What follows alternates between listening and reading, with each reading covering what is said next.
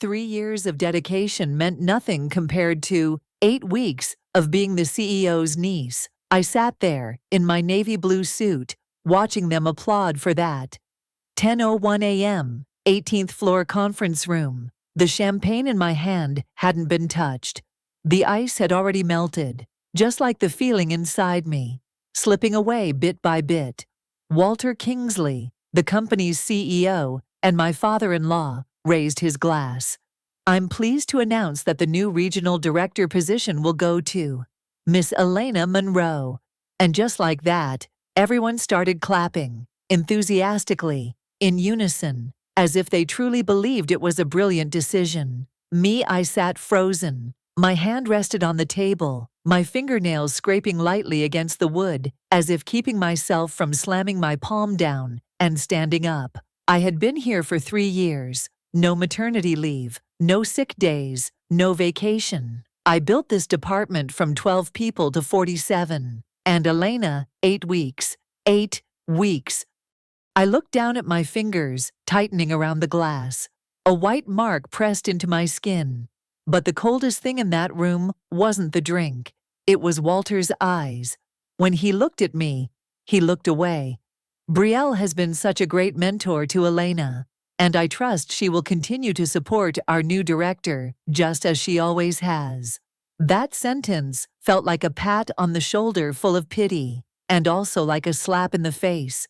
I felt my throat tighten. I used to think that if I worked hard enough, long enough, someday they would see me. But no, they only saw a last name, the right last name, the right age and the right suit. And they chose her. Elena stepped into the center of the room, smiling as if she had just won an Oscar. Thank you, Uncle Walter. I'm really looking forward to learning more from Ms. Brielle. I saw Daniel, my husband, sitting at the end of the table, looking confused. He had texted me before the meeting, "It's finally your day."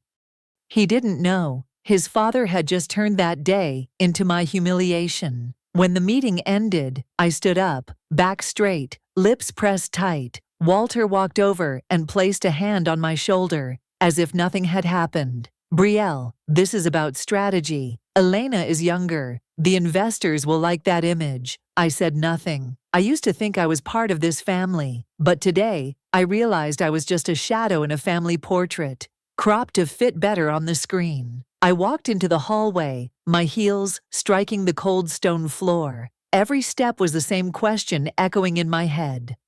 What am I to them? Do I have any worth if I'm not agreeable and efficient? I walked into my office, locked the door, sat down in my chair. On the wall, 3 Employee of the Year awards are still hanging. They stared at me, and I felt nothing. Only one thing was certain. The timid, devoted, compliant woman died this morning, right there in that conference room. And the person who walked out was someone entirely different. I sat behind the wheel, red light, yellow light, green light. I saw nothing. All I could hear was every single word replaying in my head. She's younger, communicates better with investors, fits the company's image. I used to think Walter saw me as a daughter. I'd called him Dad for 8 years, yet he didn't even blink when he stripped me of everything I had built. When I got home, the clock read 6:34 in the evening. The kitchen light was on. Daniel was drizzling sauce over the plate of spaghetti he'd promised to make yesterday. I'm guessing today wasn't good news. I sat down quietly, no sigh, no tears, but inside, something in me was pulling away, like the tide going out. I told him everything, in an even voice. You know, he looked me right in the eye and said Elena needed this opportunity more, that I was already stable. Daniel's hand tightened around his glass of water. He didn't say anything for a few seconds. That's really messed up, Brielle. He's always the gentle one, but this time, his voice caught. Each word came out tight. I knew he'd been betrayed too, by his own father. The next morning, I got to the office early, 7:18. I made coffee, washed cups, wiped down tables, all the things that had nothing to do with my job. I needed to pretend I still had control over something. At 9 o'clock, Elena walked in, carrying a pastel-colored planner and a bag of croissants. "Good morning, Brielle, I'm really looking forward to learning from you today." I smiled, the smile of a puppet. My eyes skimmed over the Saint Laurent suit she was wearing. I once wished I had enough money to buy that exact suit for my presentation to the board last year, but instead, I chose to put more into my mom's savings account. I turned away, because if I looked for 3 more seconds, I was afraid I wouldn't be able to keep my composure. That afternoon, I heard laughter spilling out of Walter's office. The walls were as thin as paper. I was about to walk away when the next words stopped me cold. "She's fine, always fine, and easy to manage." Walter's voice. "She's been here long enough that clients recognize her, but now it's time for a change." Elena's voice was softer. "I still feel guilty. Brielle's really good. Good, but too old. It's time to freshen things up." I stood frozen. So, it wasn't because I wasn't good enough. It was because I wasn't new enough, not young enough, not one of them. When I got home, I didn't turn on the lights. I just sat alone in the dark, in the kitchen, still holding the cold glass of water from that morning. It felt like I'd been stamped with an expiration date. That night, I opened my laptop, typed into the search bar, "What to do when you're replaced by your boss's family member?" No real answers. Just one line that made me pause. Sometimes, leaving isn't losing. It's the first step toward a counterattack. I don't know when I started thinking about those 2 words, revenge. But I do know one thing for sure. I will not let Walter think he can hit delete on me like some old file. Have you ever been pushed aside just because you were too familiar? Share your story in the comments. And if you believe justice doesn't come from simply accepting things, subscribe to Revenge. Mark today. This story is only just beginning. I didn't sleep at all that night. There are some kinds of anger that don't burst into flames. They quietly seep into every vein, settling just beneath the skin, like smoldering embers, just waiting for a small gust of wind to erupt into a storm. The next morning, I got up early as usual. Coffee. The face in the mirror. Still me. But the look in my eyes was different. At 9:00 a.m., Elena arrived at the office. This time, it was a red dress and a 48-tooth smile. "Hey, Walter wants me to prepare the slides for next month's strategy meeting. Where do you think I should start?" Sister, the same woman who had just heard Walter call me outdated. I turned to her and said, in the softest voice, "Let's start with Morrison. That's our biggest account. If you mess it up, the company will lose 30% of its revenue." She laughed, thinking I was joking. I wasn't joking. At noon, I went down to the pantry to get some water. Sophie, the head of accounting, was making tea. She looked at me, tilting her head slightly with sympathy. "Brielle, I know what happened the other day was unfair, but just try not to think about it too much. Everything will pass." Exactly that sentence. Don't think too much. It'll pass. I smiled, thanked her, then walked away. But in my head, I was screaming. Pass, what, pass? The humiliation. Pass, the feeling of being erased from my own life. Like a footnote, I didn't want it to pass. I wanted people to remember exactly who built this department from scratch, who kept Morrison from walking away back in 2022, who truly deserved the seat at that table, yet got thrown out of the very banquet she had set herself. That night, I came home. Daniel was watching the news, but turned off the TV when he saw me walk in. Rough day. I took off my coat and hung it on the rack. Hesitated for a moment, then sat down next to him. I don't think I can be okay anymore, not after what I heard Walter say. He held my hand for a long time. Then he said something I didn't expect. If it were me, I wouldn't let it slide. I looked at him, eyes wide. "You mean?"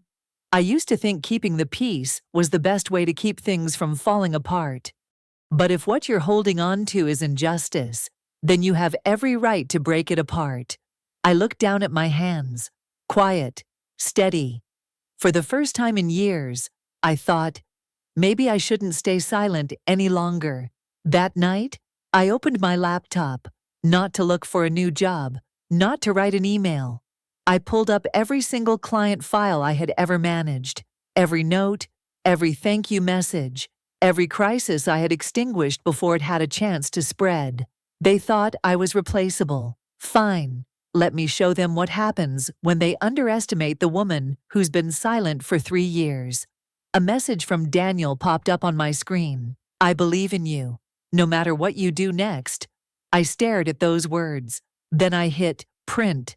The Morrison file. All of it. I might not know exactly what I was going to do yet, but for the first time, I knew one thing for sure: I wasn't going to kneel anymore. I began to change. In silence, no one knew, no colleagues suspected. No one would have thought that the woman with neatly tied hair, a modest blouse, and tired eyes was preparing for a coup. I started arriving earlier than usual. 7:03 a.m. The 18th floor hadn't even turned the lights on yet. The hallway was empty, with no footsteps and no trace of another soul. But I liked that stillness. It gave me space and time. Time to remember every word Walter had said, every phrase he'd used to edge me out while keeping a polite smile on his face. I began restructuring the client database, not just Morrison, but all the old accounts I'd once saved from the brink. I no longer print them out. I saved them, re-encrypted them, and stored them separately. Part of me still hesitated. This was the company's data, wasn't it? But another voice whispered, "No, this is the result of your own labor." Walter wasn't the one who could call those clients in the middle of the night when the system crashed. Elena didn't know Morrison preferred to receive his reports in table format rather than slides. Daniel once told me, if you vanished from that office, half the department would collapse. Now I believed he was right.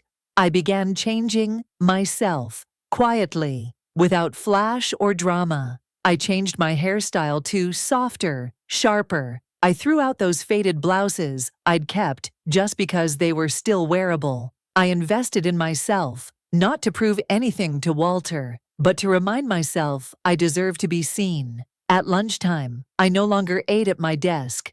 I started going out. I met up with a few old contacts and partners who used to sit at the same table as me back in the day. "Brielle, oh my gosh. It's been forever. I heard you're still at Alden. For now. But I'm reconsidering my path. I wasn't job hunting. I was scouting. And I hadn't said anything untrue. I really was reconsidering. And it was those on the outside who reminded me I used to have influence. I used to be respected. Only at Alden was I dismissed. In the evenings, I reread internal files, every email, every meeting transcript. I started taking notes on all the times Walter said one thing and did another. The promises, the verbal acknowledgments that never matched his actions. I wasn't sure I'd ever use them, but if I needed to, I wanted to be ready. Sometimes, standing in front of the mirror at the end of the day, I still catch a flicker of doubt. Do I have it in me to play this game all the way through? If I fail, will I lose everything? I didn't have an answer, only a long, heavy silence, and eyes in the mirror that grew deeper, harder. One late evening, while I was working at my laptop, Daniel leaned against the kitchen doorway. "You've changed," he said. I looked up, waiting for him to go on. Not in a cold or closed-off way, but brighter. Like someone with a plan who's no longer afraid. I gave a faint smile, neither denying nor confirming. He stepped closer, placing a hand on my shoulder. "I don't know what you're planning to do, but I do know. Walter will never see it coming." I looked back at the screen. The title line I'd been typing read Strategic Client Care Process Restructuring. I closed the laptop, and I don't need him to see it coming, either. Monday, 8:46 a.m. Elena walked into my office, just like every other day, with her cream-colored planner and perfectly set curls. "Today, could you help me prepare the materials for the meeting with Morrison? Walter wants me to present the strategy for the next quarter." I nodded. said nothing else. Morrison, our biggest client. Also, someone almost unfailingly loyal to me. What should I present first? Elena asked, her voice eager. I looked at her for a long moment before calmly replying. You should start with the budget allocation proposal, but make sure to double-check the numbers. Morrison is extremely sensitive to discrepancies. Elena nodded, scribbling away. I didn't remind her that the numbers in the system hadn't been updated yet. The finance department had just sent the revised version over the weekend via an internal email, password protected, and the only person who hadn't accessed it yet was Elena, 10 Zunwers a.m. The conference room. Walter sat at the head of the table, his charcoal gray suit pressed to perfection. Elena walked in with her slides ready, wearing the same confident smile she always did. We propose to reallocate the budget as follows: 28% for logistics, 34% for digital marketing. Morrison, a silver-haired man with thin glasses and a gaze sharp as a blade, narrowed his eyes after her third sentence. Did you just say 28% for logistics? Yes, sir, according to the projected budget. Are you certain you're using the most recent data? Elena blinked. I believe I am. We sent the updated version on Friday. With the increased shipping costs in the Northeast, logistics should be adjusted by 37%. The room went cold like a freezer. Walter turned toward her. I sat in the back, silent. My hands rested on my lap, perfectly still. I'm sorry, Elena stammered. I didn't receive that email. We can wait for you to update it, Morrison said evenly. But if even the preparation is inaccurate, I'm afraid this meeting no longer has any value. The meeting ended early. Walter said nothing as he walked past me, just a fleeting glance, short and full of suspicion. Elena was quieter than usual, no planner, no small talk. That afternoon, I received an email from Sophie, the head of accounting. Brielle, I just saw Walter walk past my office, looking like he bit into a lemon. What happened this morning? I replied simply, sometimes, for someone to learn, you have to let them trip on their own. That evening, I reorganized my files. I didn't feel joy.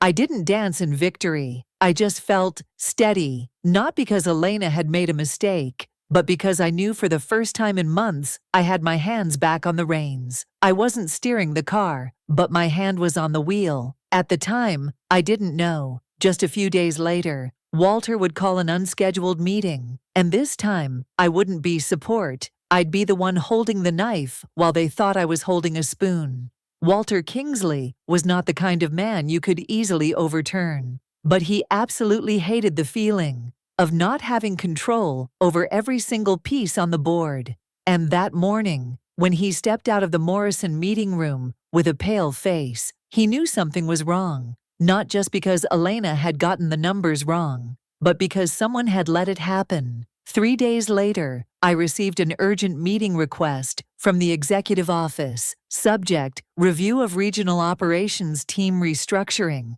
I wasn't unfamiliar with this.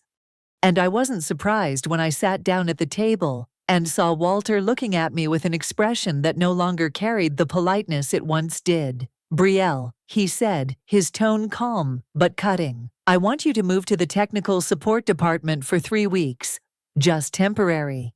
Elena needs the space to manage on her own, without leaning on you too much. I smiled. Just polite enough.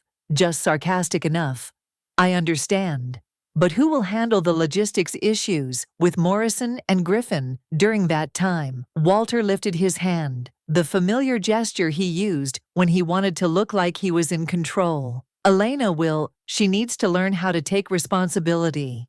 I went back to my office, closed the door, and sat down. My chest felt tight. This wasn't just a temporary reassignment. This was the first step toward removal. I had landed a blow. And now, he wanted to push me off the battlefield. That evening, I told Daniel. He went quiet for a while. If you walk away now, they'll think they were right. You'll vanish as if you never had any value. I nodded, but my throat tightened.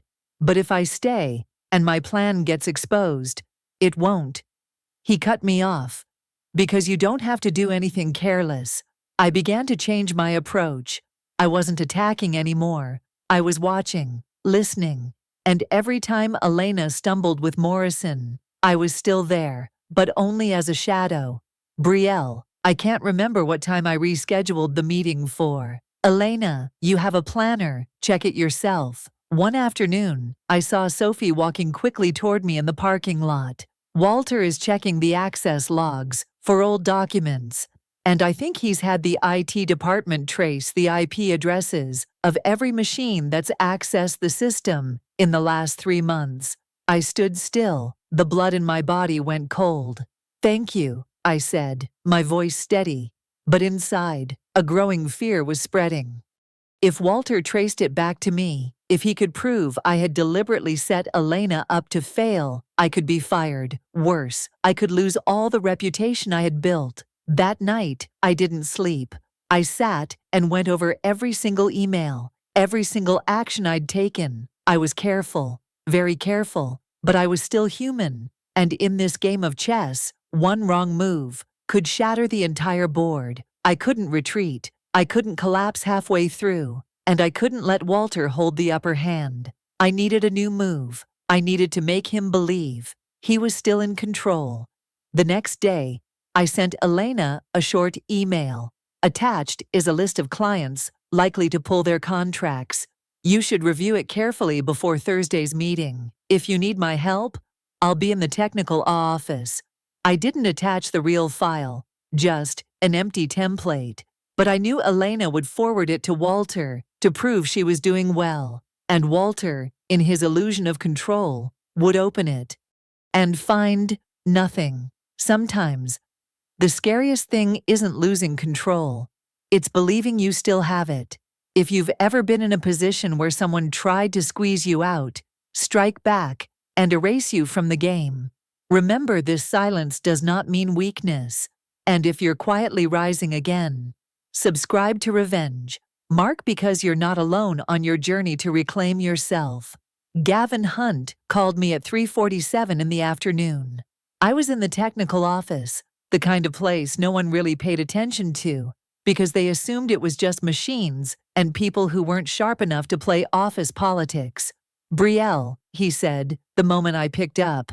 We need you back. I stood up and quickly closed the door. His voice was low but firm. Elena doesn't understand the system. She's slow. She's sending incorrect reports. And yesterday, she completely missed the strategic meeting with the shipping partners. I gripped the phone tightly, forcing my voice to stay even. I'm no longer in a representative position. Gavin, I've been moved to technical. I don't care what your title says. I care about who can get the job done. I sat back down and opened my laptop. Without a second thought, I rebuilt the entire partnership roadmap for Morrison for the next quarter, including new slides and updated figures. No flash, no frills, just accurate, clear, and effective.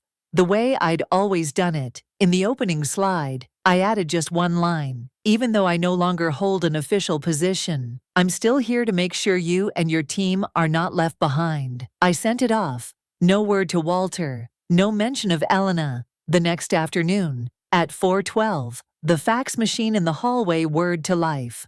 No one paid attention except me.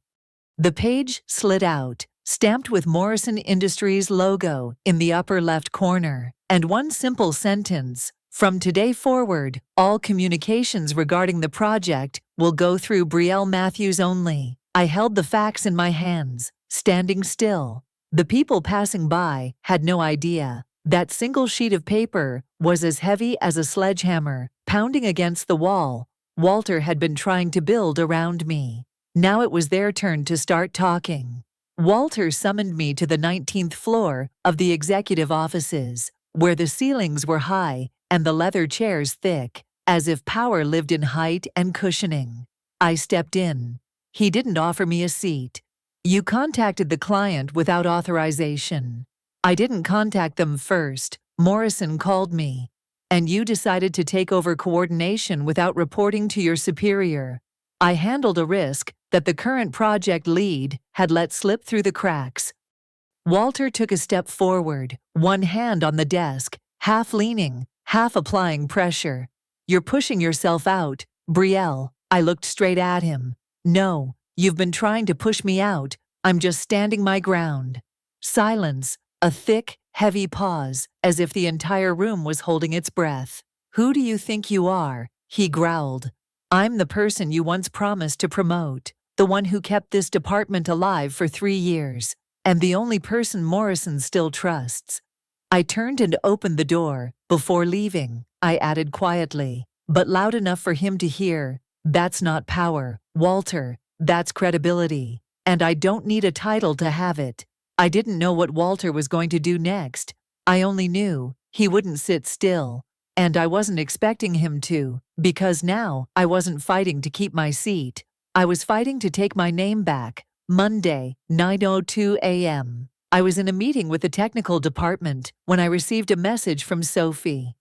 Walter just had a closed-door meeting with the legal department. HR was there too. No sign of Elena. My fingers tightened slightly around my pen. That feeling, familiar, cold, like a gust of wind cutting straight down my spine. Even though it was sunny outside, by noon, the rumor had spread fast. The technical department was going to be restructured, and some positions would be temporarily suspended for reassessment. A phrase that sounded administrative, but if you read between the lines, it was just a polite way to cross someone's name off the payroll. I hadn't been called in yet, but I knew Walter didn't have to speak to intimidate. All he had to do was place his hand lightly on the table and let the rumors do the rest. I went back to my office and found Elena standing by my desk. In her hand was a stack of files, and on my desk was an old report I had signed. Elena gave a faint smile, but it never reached her eyes. Walter asked me to review some past reports. I happened to find this one. You signed off on it without the attached verification document. I picked it up. It was from 3 months ago, an internal backup copy, not against protocol, but not airtight either. I looked at Elena. She didn't need to shout. She didn't need to flip the table. All she had to do was put that file in the right place, my desk, at the exact moment everyone was terrified of being crossed off the list. An hour later, I was called into HR. Walter wasn't there, just an internal discussion. They asked about consistency in my process, about whether I had been too subjective in dealing with clients, bypassing procedures, about team cooperation during my time in the technical department. I answered calmly, every question, every word, but deep down, I knew this wasn't a review. It was the opening act to a pre-written termination. That night, I sat in the kitchen. Daniel brought out 2 cups of tea. He stayed quiet. So did I. They're playing dirty, aren't they? He finally asked. I nodded, then buried my head in my hands. If they push me out, like this, my reputation and my career record will be stained. You have evidence, he reminded me. Morrison chose you. All your projects delivered results. I looked up at him. But they have the power, and when power wants to bend the truth, it doesn't need proof. It only needs a whisper. The next morning, I arrived early. In my internal inbox was a notice. Starting next week, Brielle Matthews' position will be temporarily reassigned to special projects for a duration to be determined. I read the line, then read it again. Special projects is the label they used to lock someone in a windowless room and cut off all interaction. It was an isolation box, a velvet-lined coffin. I didn't cry. I just sat down and quietly reopened the email from Gavin Morrison. We chose you, not for your position, but for the way you work.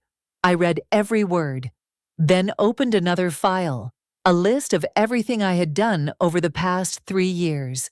Every figure, every event, every piece of client feedback. If Walter was going to twist the truth, then I was ready to tear that veneer apart. before he closed the lid of the box for good.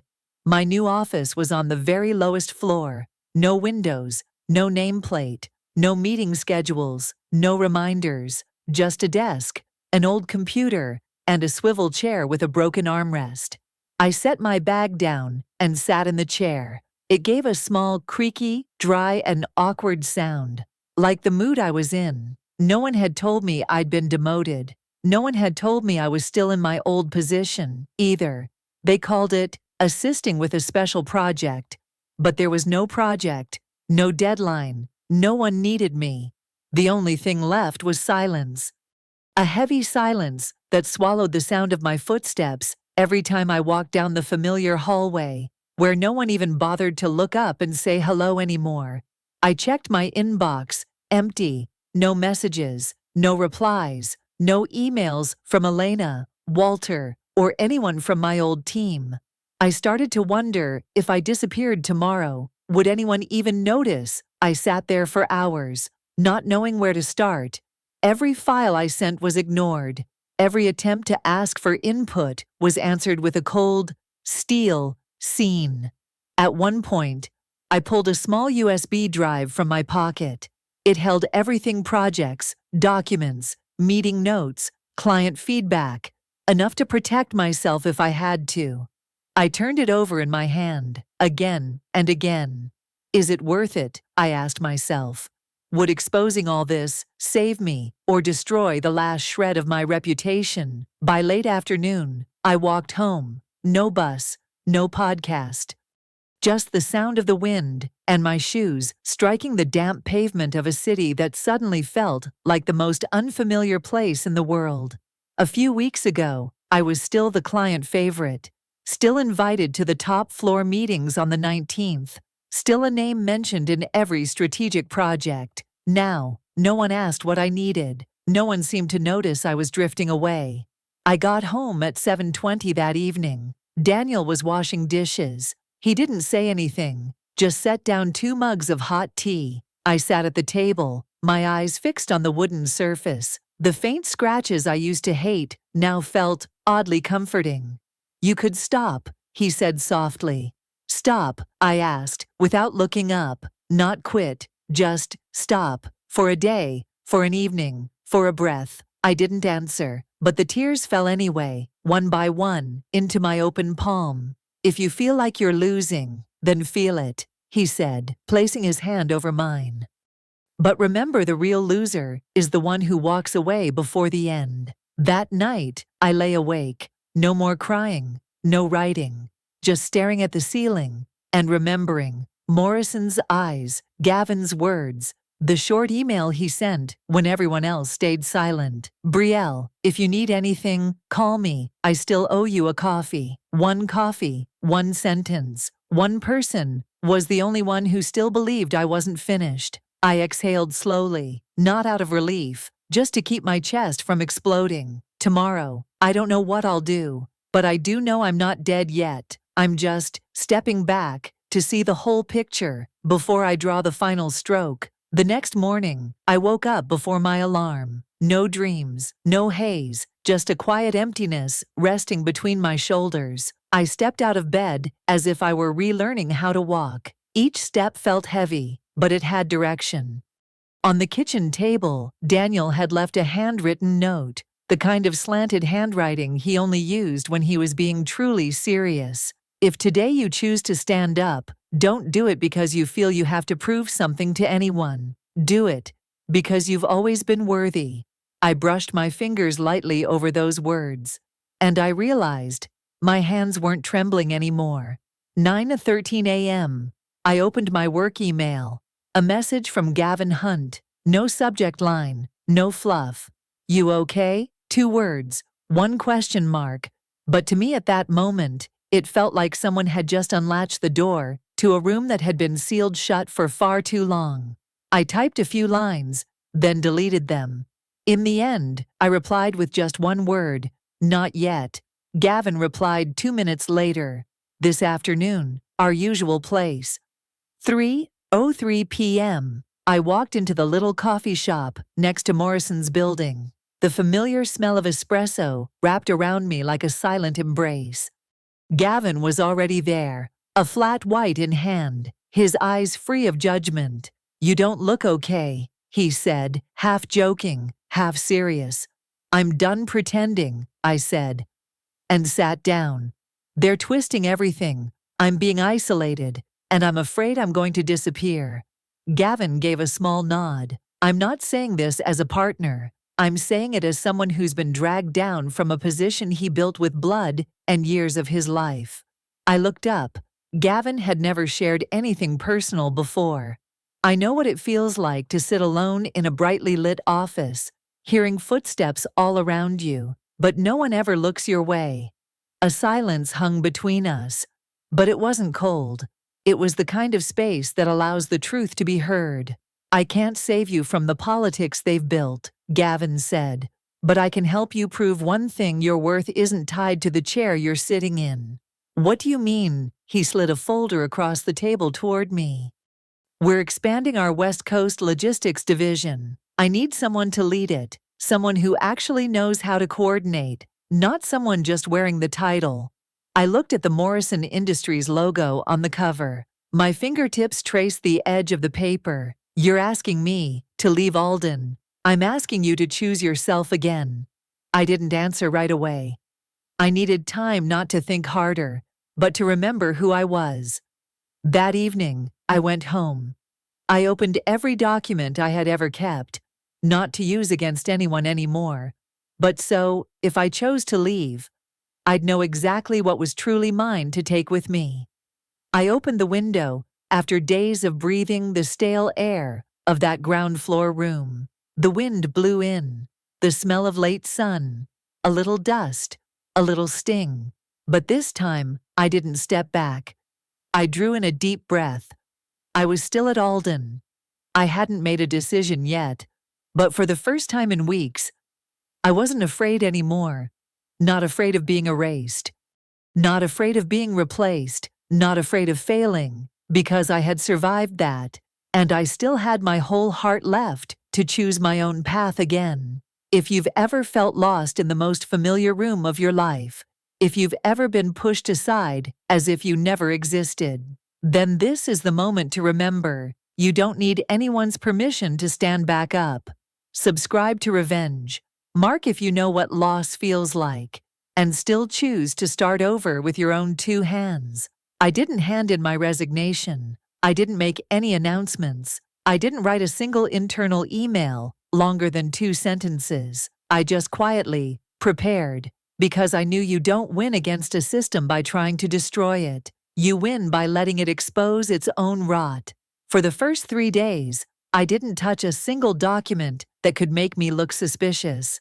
I just observed, took mental notes, flagged every email that had been forwarded without full content, every report that had been edited without a saved log, every verbal invite-only meeting that left no trace. The way they did wrong wasn't through one big blow, but through hundreds of tiny cracks. I didn't need to create a scandal. I just needed to piece those fragments together. On Wednesday night, I sat alone in the living room. Daniel was already asleep. Outside, a light rain fell. I opened an old data folder that I hadn't dared to look at since I'd been moved down to the basement level. Internal communications between Elena and the sales team. A chain of 3 emails showing she had approved a lower price than required, which triggered a customer complaint, and then blamed the logistics team. I read it over and over, not because I didn't believe it, but because I needed to be sure I wasn't losing my mind. The next morning, I reached out to Sophie. She wasn't surprised to see me.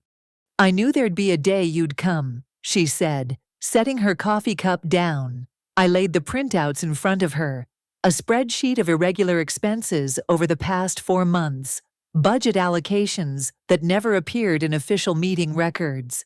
"I don't need your signature," I said quietly. "I just need you to confirm this is accurate."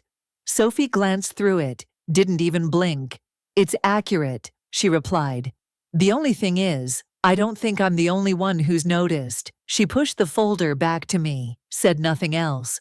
But I understood she had just given me her agreement, in the most discreet way possible. I knew I wasn't enough on my own. I needed Morrison. I needed someone outside Alden to confirm this company no longer kept to its own principles. That afternoon, I sent Gavin Hunt a short message. Meet me. No email. No calls. Need 10 minutes. Gavin didn't ask why. We met in the B2 parking garage. No one noticed. I handed him a folder with no logo or stamp. I'm not asking for anything, I said. I just want you to see why things are this bad. He was silent for a few seconds, then nodded. You're doing this to leave? I shook my head. I'm doing this so I don't leave like I was never here. That night, I sat at my desk. I pulled everything together: expense sheets, meeting schedules, cut off emails, deleted chat threads, last month's fax from Morrison, and everything. I didn't submit it to HR. I didn't send it to Walter. I put it all into a brown leather envelope, sealed it with wax, and left no sender's name, and sent it to Alden's senior executive board, the people Walter always avoided by sending them pre-filtered reports. Monday morning, quarterly meeting, top floor, 19th level. I wasn't invited. Of course not. But I still showed up, under the title of Special Project Personnel. Walter stood at the head of the table, voice loud and confident. This quarter's focus will be on restructuring the operations team. We'll start by transforming the customer division. An executive board member walked in, cutting him off.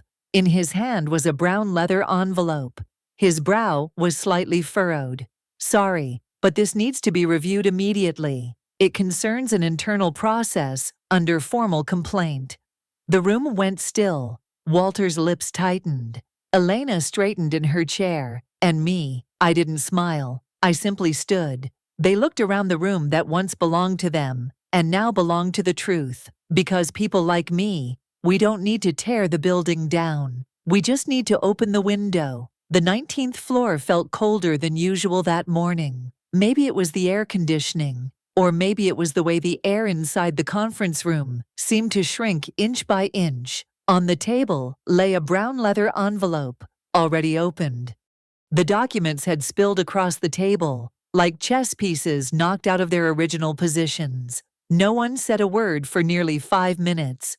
Walter took a sip of water. His hand trembled ever so slightly, subtle enough that no one else would notice. But I did. Elena sat beside him, no longer taking notes as she usually did. Her eyes were fixed on the table. Her whole body was stiff, as if she were holding herself together to keep from collapsing. Mrs. Reeves, the board's representative, turned each page with a kind of terrifying patience, not hurried, not angry, just thorough. We need time to verify the authenticity, she finally said, her voice calm but firm. But the volume of these documents cannot be taken lightly. Walter tried to smile. Of course, I'll fully cooperate. He turned to me, not hostile, not friendly. Just one thing was unmistakably clear. He was sizing me up for the first time. Instead of simply giving me orders, I said nothing. I just sat there calmly, my hands resting on my lap, my palms no longer sweating like they had in the early days. Because now I knew exactly who was shaking and who wasn't. After the meeting, I was the first to leave. I didn't want to witness yet another performance of someone pretending to be the victim when they'd just been exposed. I'd made it about 10 steps before I heard hurried footsteps behind me. I didn't have to turn around to know who it was. Brielle, Walter called out, slightly out of breath. I stopped and turned. We were standing by the tall glass windows overlooking the city, up high, a place where everyone once believed he could never be pulled down from. I don't understand, he said. What exactly do you think you're doing with all of this? His voice wasn't loud, but it was sharper than usual. I paused for a few seconds. I'm showing people what they never bothered to look at. Walter gave a tight, uneasy smile. You really think a few files, a few small mistakes can bring me down? This is a company I built over 15 years without taking a single day off. I looked him straight in the eye, The light reflected off his glasses, but couldn't hide the tension carved into every muscle of his face. "I don't want to bring you down," I said slowly.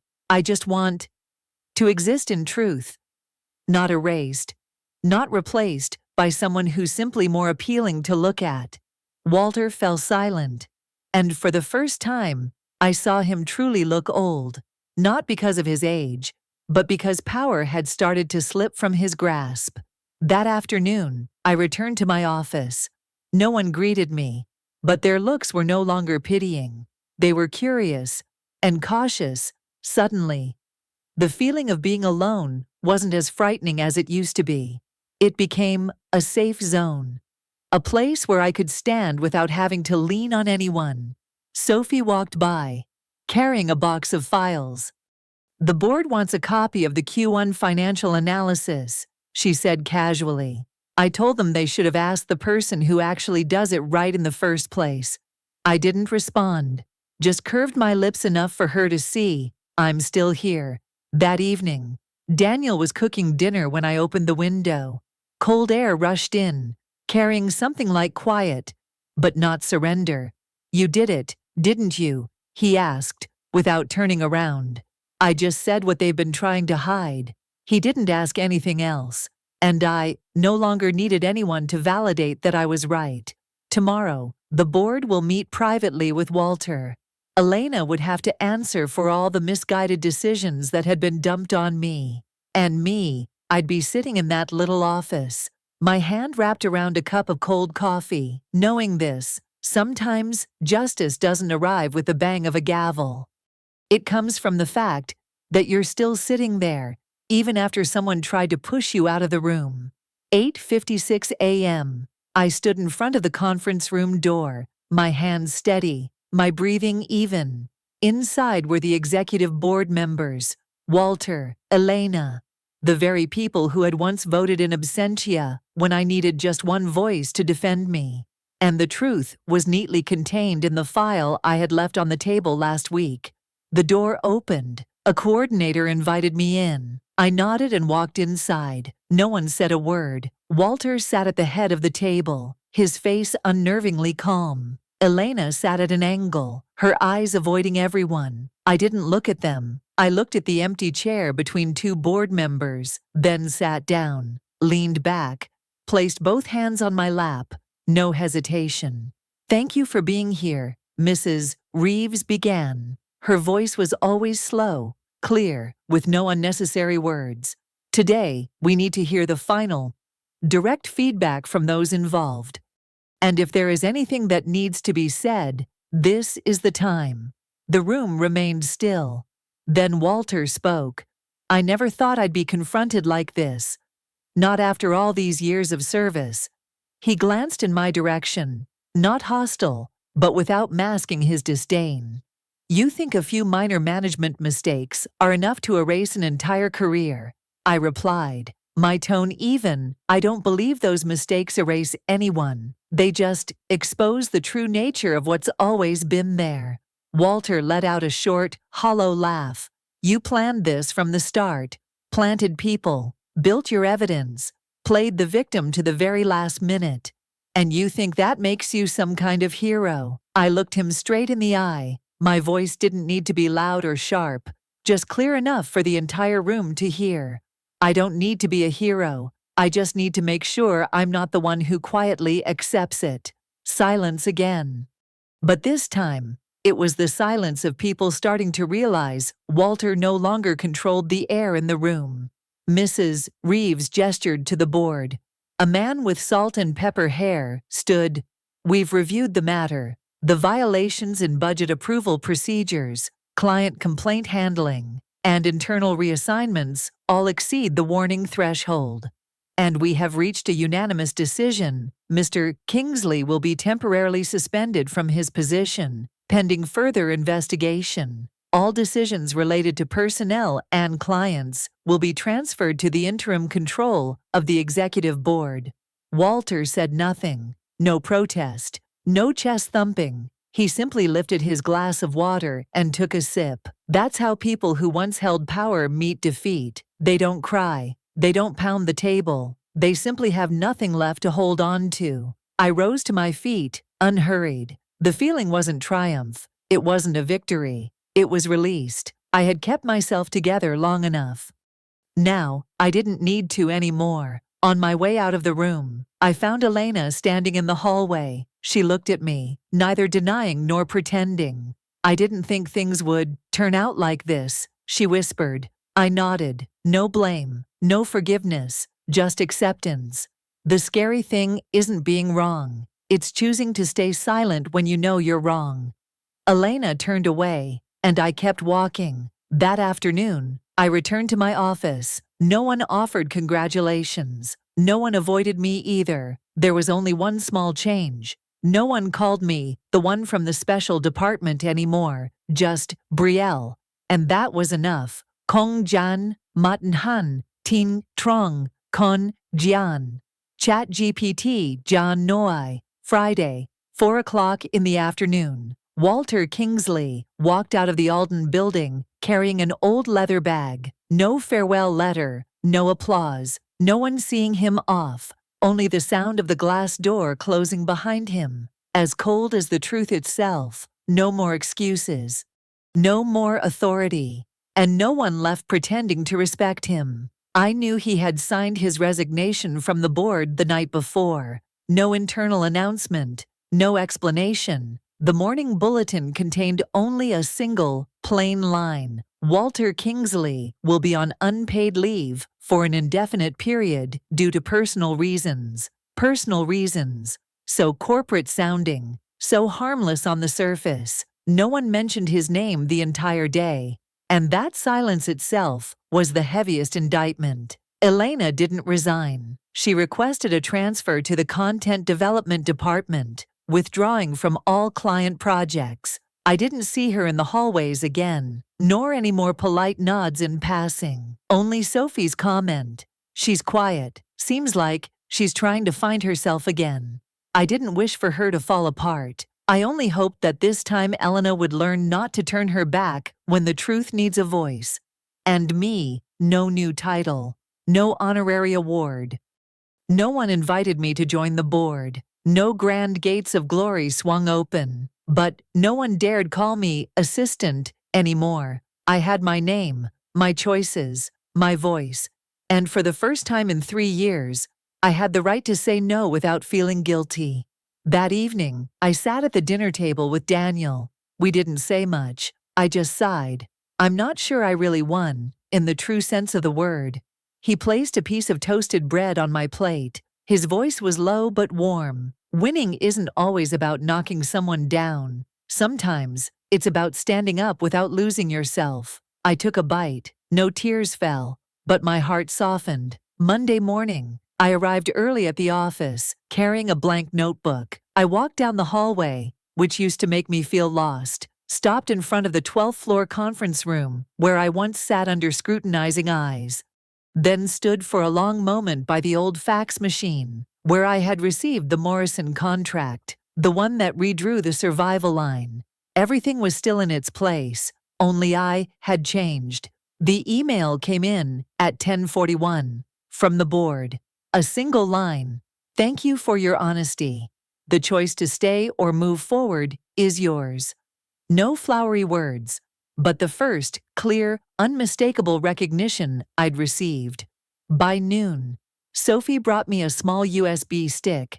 This is the archive of the data you sent out 3 months ago. I kept the original copy, just in case someone tries to erase it. I looked at her, nodded.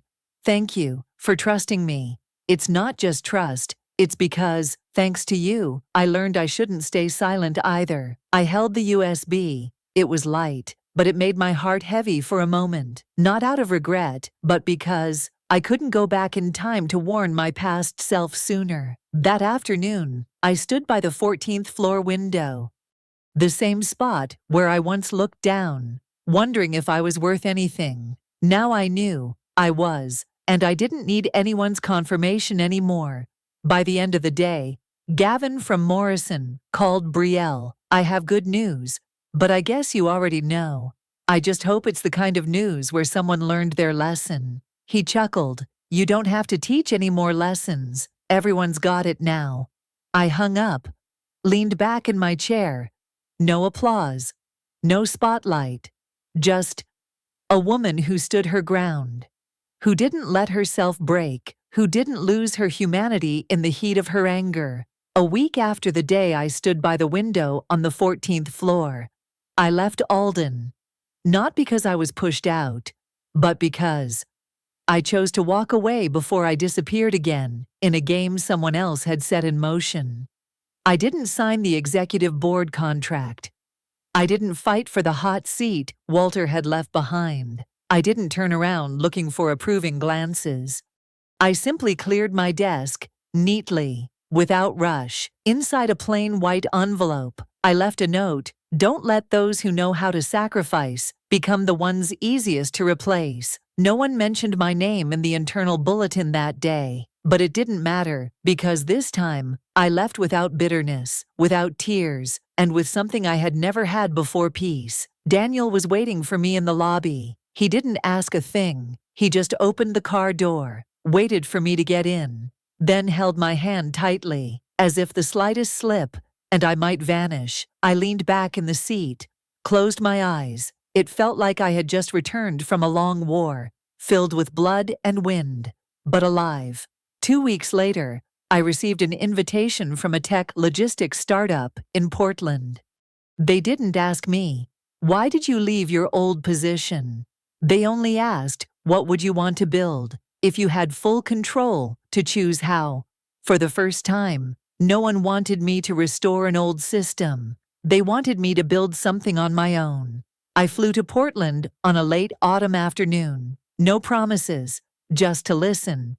And I listened to my own voice, clear, every word.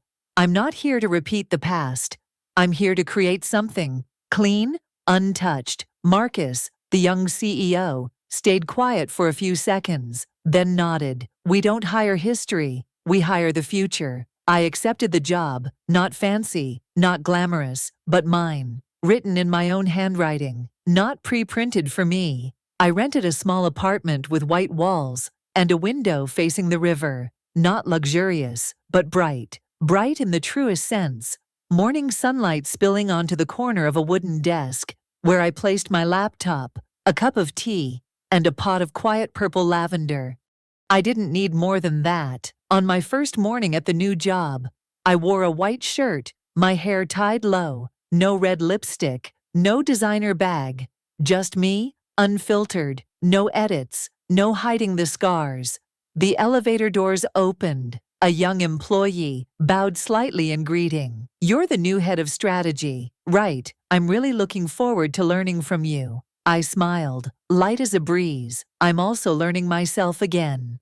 That afternoon, I walked home, through the park, past little pastry shops, a warm loaf of bread in my hand. My heart is just as warm, I thought. If Walter saw me now, he probably wouldn't recognize me. Not because I've changed, but because he never really looked. That evening, I opened my old email. There was a message Sophie had sent a few days earlier. "Brielle, I met with the new department today. The whole team kept saying one thing: if only she were still here, but I don't think so.